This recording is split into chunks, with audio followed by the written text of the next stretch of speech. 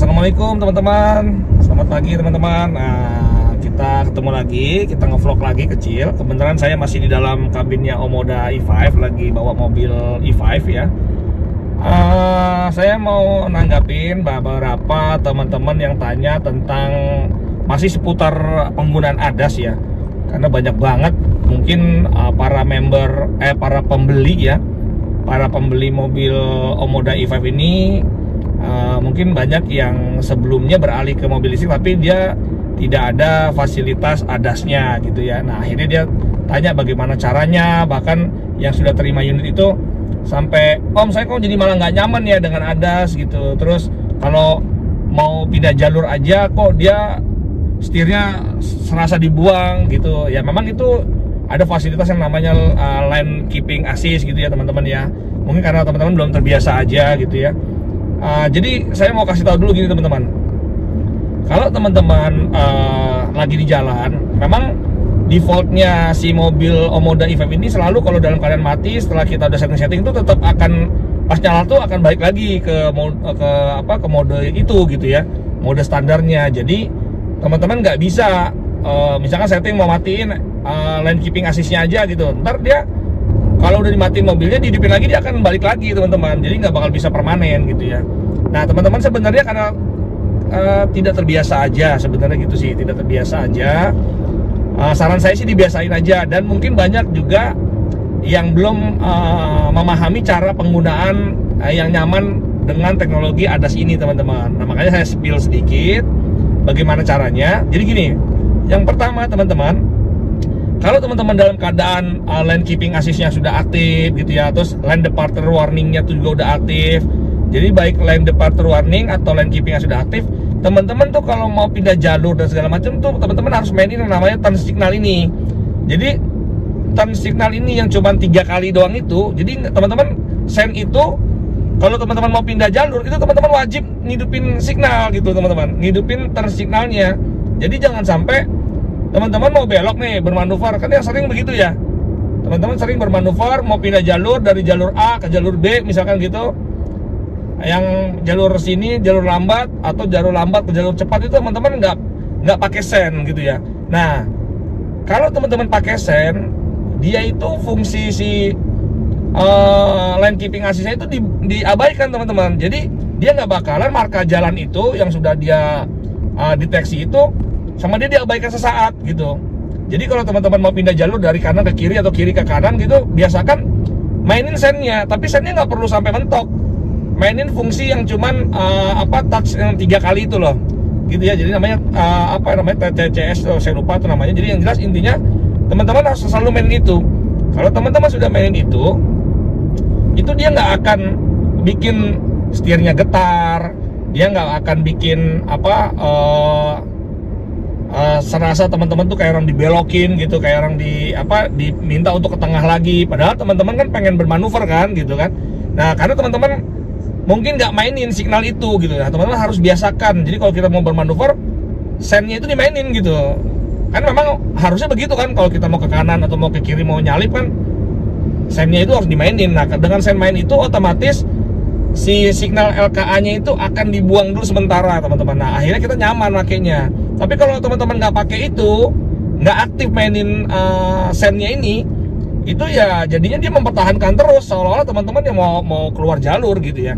Oke, sekarang saya spill sedikit aja lah ya, safety-nya pakai ADAS ini ya. Saya coba kameranya saya kedepanin, nanti saya spill sedikit bagaimana cara yang safety menggunakan si ADAS, terutama adaptive cruise controlnya ya. Oke teman-teman, sekarang saya coba ambil alih kameranya ya. Teman-teman, saya spill sedikit ya tentang penggunaan ADAS, terutama di adaptive cruise controlnya di Omoda E5 ya. Jadi buat teman-teman mungkin yang baru pakai teknologi ADAS di mobilnya, jadi saya mau kasih spill sedikit supaya jadi perhatian ya saat menggunakan fitur ADAS ini.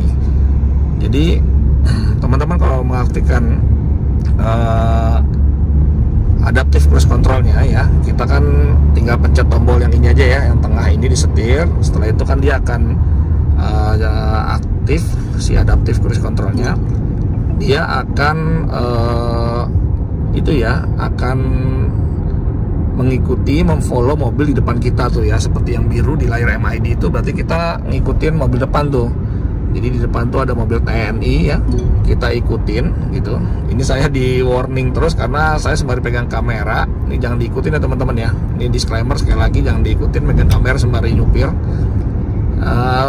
Bunyi tadi warning itu adalah bunyi karena mata saya nggak kelihatan, ketutupan nih DMS-nya. Jadi sensor DMS-nya, driver monitoring system itu ketutupan, jadinya dia ngasih warning terus.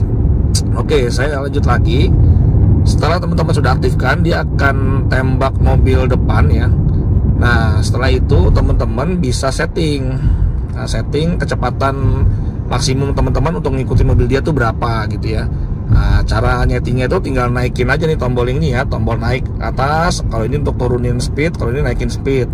Nah, nanti ya ketawanya di mana? Ketawanya tuh di sini teman-teman, yang warna hijau ya tuh ya, warna hijau ini yang lambangnya seperti kayak lambang speedometer gitu ya. Nah itu teman-teman lihat angka berapa. Misalkan kayak saya sekarang nih, contoh itu 140 lah, anggap aja. Sekarang saya setting 140. Jadi mobil kita ini itu bisa ngikutin mobil depan tuh. Kalau mobil depan sampai 140 km per jam pun, jadi tetap kita bisa ngikutin dia gitu teman-teman. Nah, masalah jarak juga bisa diatur ya. Jarak mobil depan itu sama mobil kita itu berapa jaraknya. Nah, ini dia lihatnya dari mana, ngaturnya dari mana. Ngaturnya dari sini nih teman-teman ya, tombol yang setir kanan kiri ini ngaturnya nih gitu ya.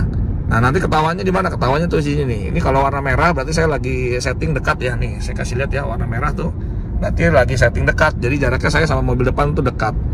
Nah, teman-teman senyamannya aja.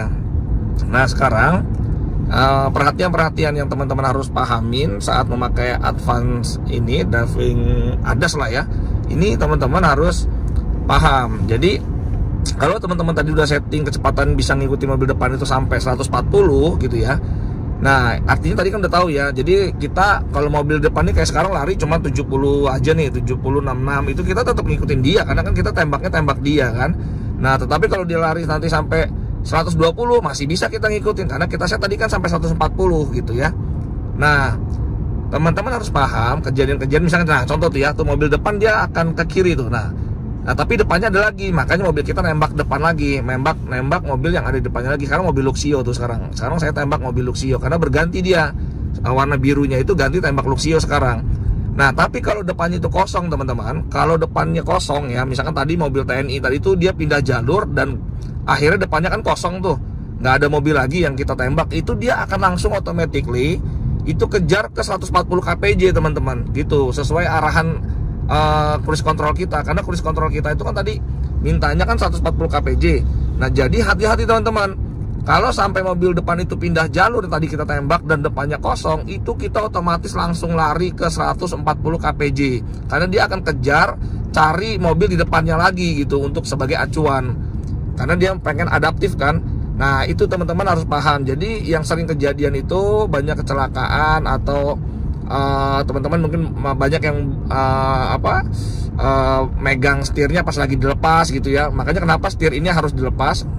Itu karena tadi setir ini harus dipegang tuh karena tadi teman-teman, karena khawatir kalau tiba-tiba mobil depan yang kita tembak itu tiba-tiba dia pindah jalur, itu ini mobil akan meluncur sesuai dengan kecepatan 140 kpj yang udah kita set tadi ini gitu loh. Nah, kejadiannya misalkan lagi tikungan teman-teman, yang biasa terjadi tuh tikungan. Jadi saat tikungan mobil depan tuh kehilang sensornya, radarnya hilang. Nah gitu ya. Jadi pas mobil depan sensor radarnya hilang karena dia menikung belok ke kiri misalkan atau belok ke kanan gitu ya. Kalau kita belok ke kanan kan mobil depan udah belok duluan tuh, hilang radarnya kan. Nah, radarnya itu sudah hilang dari tembakan mobil kita, itu dia otomatis ini akan meluncur teman-teman. Mobil kita tuh menuju ke ya tadi misalkan ini contoh 140 kpj kita settingnya, ya berarti lari ke 140 kpj. Nah, begitu teman-teman, itu teman-teman harus paham juga, harus tahu ya. Nah, begitu juga tadi perihal jarak teman-teman. Sekarang perihal jarak harus teman-teman tahu juga. Tadi kan kita setting nih yang warna merah ya. Saya warna merah ini kan berarti nyeting itu dekat ya dengan mobil depan tuh dekat gitu ya. Saya setting dekat dengan mobil depan. Nah, atau teman-teman jarak berapapun lah yang teman-teman setting, misalkan saya jangan terlalu dekat, saya medium aja misalkan, nggak apa-apa. Nah tapi yang teman-teman harus pahamin adalah terkadang Indonesia ini kan drivernya kan ajib-ajib ya bawa mobilnya ya, jadi sering salap-selip gitu ya. Nah teman-teman harus waspada juga. Waspada tuh maksudnya gimana? Waspada itu maksudnya teman-teman itu harus saat ngerinya tuh mobil dari samping kiri tuh ada yang nyalip masuk lintasan kita gitu ya. Trek kita kan sekarang lagi di kanan nih, contoh nih lagi di kanan, lagi ngikutin mobil depan gitu ya. Nah tiba-tiba nanti di tengah di tengah perjalanan begini ada mobil yang nyalip masuk ke dalam, teman-teman. Ada mobil yang nyalip masuk ke dalam, itu otomatis mobil kita akan ngerem karena kan nggak sesuai dengan jarak.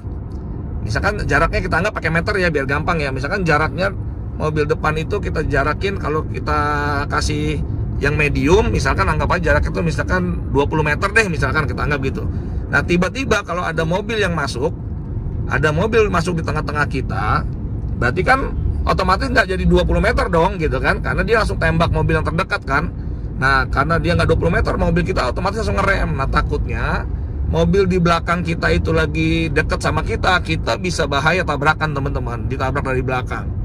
Nah itu teman-teman harus pahami, sistem ADAS kita tuh ya seperti itu. Jadi nah kayak gini tuh, Innova tiba-tiba masuk tuh. Nah Innova tiba-tiba masuk kan, kayak gini contohnya. Nah itu saya langsung ngerem nih. Nah kalau mobil belakang dia nggak sigap, itu bisa nabrak mobil kita, teman-teman. Nah itu salah satu contohnya tuh ya, tuh mobil belakang udah hampir deket tadi tuh sama kita tuh. Nah ini yang sering kejadian pada pengguna ADAS itu, kejadian tabrak belakang tuh kayak gitu, teman-teman. Jadi kita sama mobil depan tuh ya jaraknya jauh tuh ya. Nah sekarang mobil Terios masuk nih, lihat. Nah masuk nih, jadi saya melambat nih, saya langsung ngerem nih. Nah mobil belakang saya kan bahaya kalau misalkan dia lagi kencang mepet banget sama kita gitu ya. Nah ini teman-teman yang harus teman-teman pahami, pengguna fitur ADAS gitu ya. Jadi benar-benar tetap waspada juga, jadi nggak bisa kita benar-benar lepasin. Nah kayak gini kan tuh Pak, ini masuk tuh. Nah tuh contoh ya, expander masuk nih tuh. Expander masuk, saya langsung ngerem tuh melambat karena saya jaga jarak. Harus misalkan tadi kita setting 20 meter ya 20 meter itu dijaga sama dia jaraknya. Sementara mobil belakang kan udah deket banget sama kita. Nah itu teman-teman yang teman-teman harus pahamin ya. Sama tadi ya, kalau kita udah setting di sini misalnya tadi 140 gitu. Nah teman-teman kalau sampai mobil depan itu lepas radar dari kita gitu, biasanya itu di tikungan itu dia akan meluncur, teman-teman. Hati-hati. Yang sering terjadi itu kalau di tikungan sama kalau lagi di tol, di gerbang tol. Kalau gerbang tol itu kan marka jalan suka udah hilang tuh. Marka jalan sudah hilang. Nah, di sini sudah nggak ada marka jalannya, udah nggak kedetek sama kamera. Itu biasanya dia meluncur tuh, dia akan meluncur bebas pakai cruise controlnya aja, dia kejar tadi 140. Jadi hati-hati teman-teman. Para pengguna Moda E5 nih ya, saya bicaranya yaitu juga harus hati-hati juga. Oke begitu teman-teman ya, ini tambahan sedikit, padahal kita pernah bikin konten untuk perihal ADAS, tapi nggak apa-apa, ini lebih ke edukasi, lebih safety-nya lagi lah untuk pengguna ADAS, karena saya yakin mungkin banyak teman-teman yang baru banget menggunakan fitur ADAS ini gitu ya. Oke teman-teman, sampai ketemu lagi di vlog kita berikutnya. Assalamualaikum warahmatullahi wabarakatuh.